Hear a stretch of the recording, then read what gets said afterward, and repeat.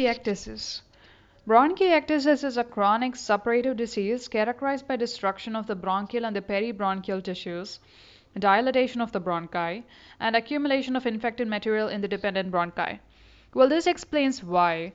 Because what happens is there is a well which is being created inside of the lungs, and the well is going to be filled with a lot of water, which is like purulent material. This explains most of the clinical features. The majority of the clinical patients present with copious amount of nasty spelling sputum, which is explained by the pathogenesis or the definition itself of bronchiectasis. Okay, most of the cases followed recurrent episodes of bronchitis, recurrent episodes of bronchiolitis, or post-measles, post-pertussis lung infections, cystic fibrosis or pneumonia in infancy and early childhood. So it's either due to bronchitis or bronchiolitis, or post-measles or post-pertussis, or pneumonia or cystic fibrosis. Infections are going to damage the bronchial wall, resulting in segmental areas of collapse. Well, this collapse is going to exert a negative pressure on the damaged bronchi, so making them dilate in a cylindrical, fusiform, and saccular manner.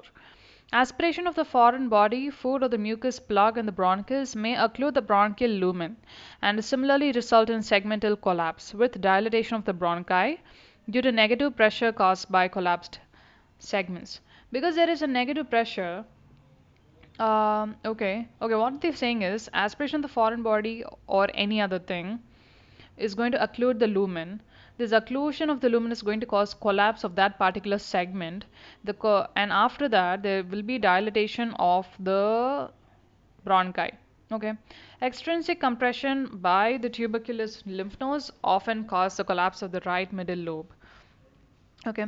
Rare causes of bronchiectasis include congenital disorders like bronchomalacia, communicating bronchial cyst, sequestered lung, primary ciliary dyskinesia or the Carter-Jenner syndrome, Young syndrome, which is a triad of azoospermia, bronchiectasis, and sinusitis, cystic fibrosis, and immunodeficiency syndromes.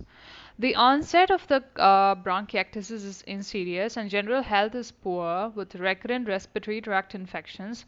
It tend to persist and shows waxing and waning course. So like the person gets better and the person gets worse. The patient complains of loss of appetite, irritability, classic problem of a pediatric child.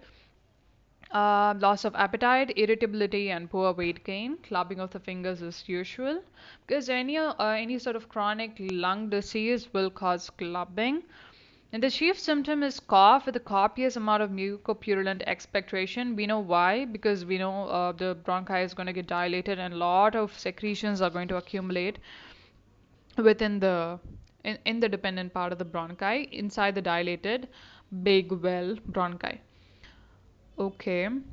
So this mucopurulent expectoration is going to be copious, which is more marked in the morning and in certain postures.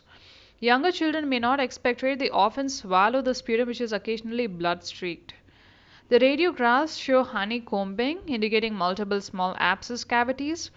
Okay, because a lot of abscess cavities are there, it looks like a honeycomb.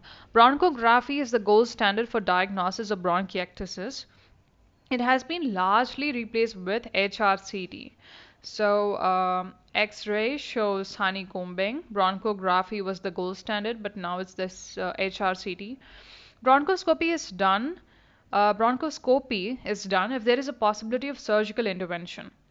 Sputum should be sent for culture and tuberculin reactants and to screen for TB and pilocarpine iontophoresis for estimating the sweat chloride level. It's called pilocarpine iontophoresis. It's not electrophoresis, it's iontophoresis.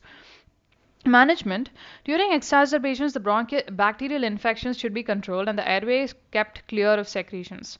This is facilitated by effective cough and postural drainage at regular intervals. Assistance by pulmonary physiotherapist is very helpful. Surgical resection of the involved areas undertaken only in children with marked symptoms and disease is localized. Surgical resection. Extrinsic compression of the bronchi by mediastinal masses requires surgical intervention. Children with generalized disease may improve significantly with medical treatment alone.